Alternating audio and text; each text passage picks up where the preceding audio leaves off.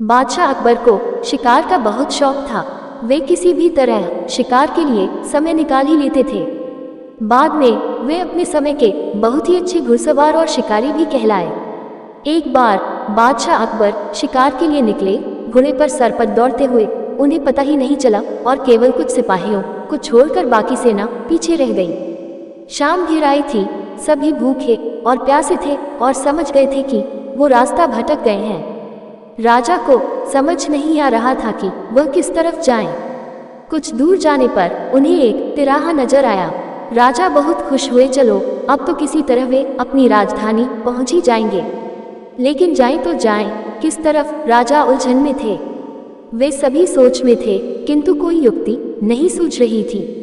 तभी उन्होंने देखा कि एक लड़का उन्हें सड़क के किनारे खड़ा खड़ा घूर रहा है। सैनिकों ने ये देखा तो उसे पकड़कर राजा के सामने पेश किया। राजा ने कड़कती आवाज में पूछा, ये लड़के आगरा के लिए कौन सी सड़क जाती है? लड़का मुस्कुराया और कहा, जनाब ये सड़क चल नहीं सकती तो ये आगरा कैसे जाएगी? महाराज जाना तो आपको ही पड़ेगा। और ये कहकर वह खिलखिलाकर हंस पड़ा।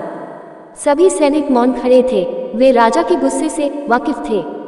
लड़का फिर बोला, जनाब लोग चलते हैं, रास्ते नहीं।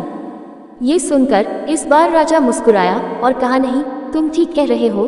तुम्हारा नाम क्या है? बादशाह अकबर ने पूछा। मेरा नाम महेश दास है महाराज, लड़के ने उत्तर दिया। आप कौन हैं? बादशाह अकबर ने अपनी अंगूठी निकालकर महेश दास को देते हुए कहा, तुम महाराजा अकबर हिंदुस्तान के सम्राट से बात कर रहे हो। मुझे निडर लोग पसंद हैं। तुम मेरे दरबार में आना और मुझे यह अंगूठी दिखाना।